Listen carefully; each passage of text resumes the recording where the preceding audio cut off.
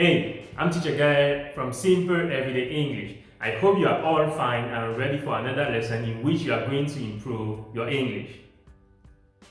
What's the correct sentence among the following? I live in the first floor, I live on the first floor, and I live at the first floor. Think about it for a while, guys, and let me know in the comment what is the correct one. In our last video, we talked about the prepositions of time, in, on, at, and how to use them. If you haven't watched that video yet, click here to go and watch it. And if you haven't yet subscribed to the channel, what are you waiting for? I created this channel to help you improve your speaking skills in English. So guys, if you want to improve your English skills, you just have one thing to do. Subscribe to this channel, hit the notification button for you not to miss the next videos.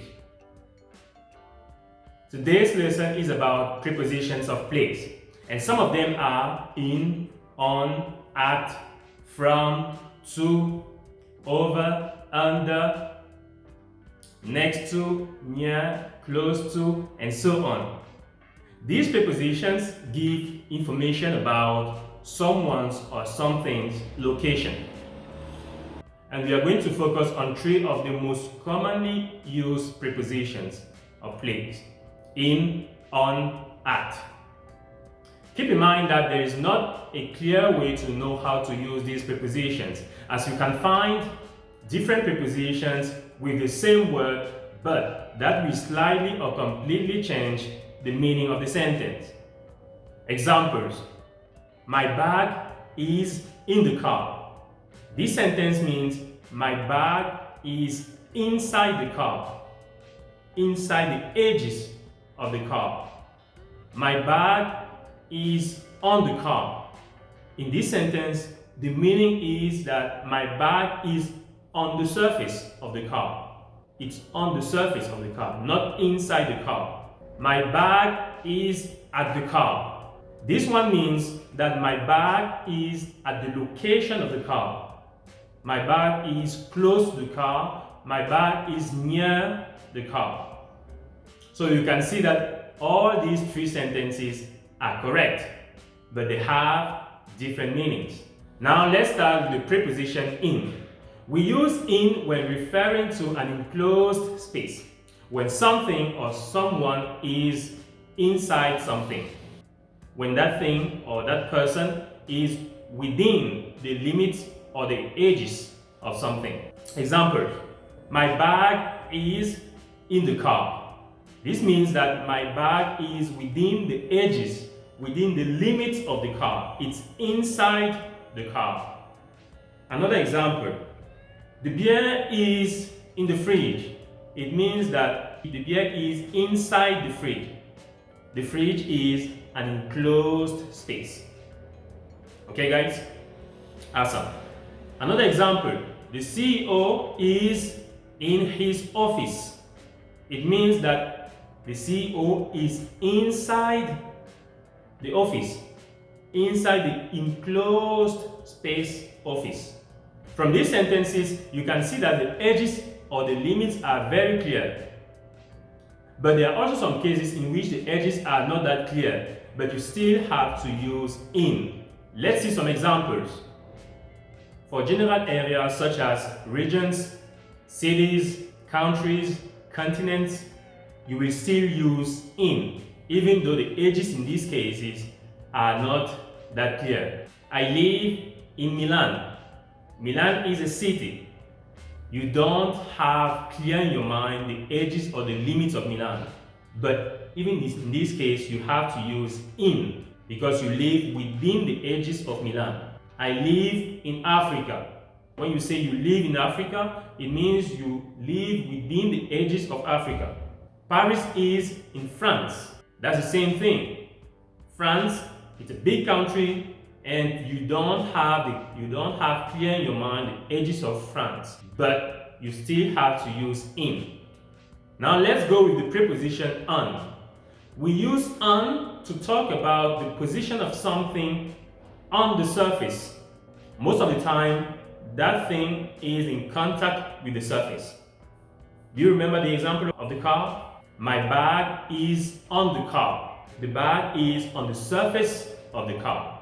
The computer is on the table, which means that the computer is on the surface of the table. This surface, here is the surface, okay? And the computer is on the surface, all right? The book is on the table. The book is on the table, which means that it's on the surface of the table. I live on the 3rd floor of this building, which means that I live on the surface of the 3rd floor. Okay? Another example, I am on the water. It means that I am floating on the water, maybe in a boat. I'm not inside the water, but I'm on the water. Okay, guys? You also use on for streets, for roads, and public transport. Examples. His office is on Kennedy Street. They live on King James Road. My friends are on the train. The passengers are on the bus, on the plane. Now let's see the preposition at. At is used to talk about specific locations. Example, my mom is at home.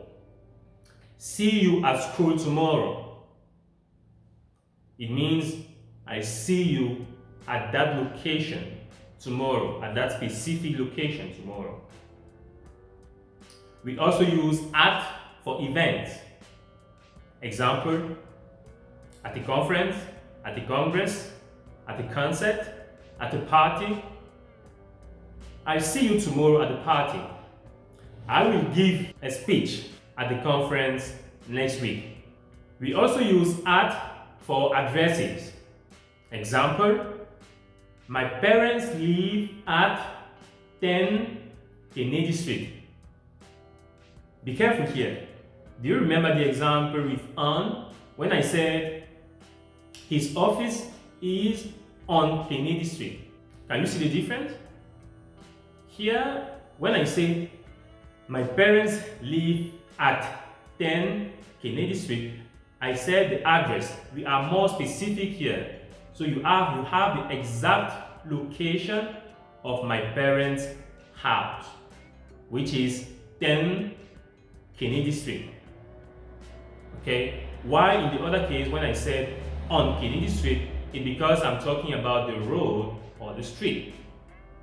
But we don't know precisely where my office is in that case. Okay, guys? Awesome. Another example. The library is at the corner of King James Street and St. Mary Street. In here, you have a specific location because I said at the corner. Now that I've given you the rules, it's important to remember that each preposition expresses an idea.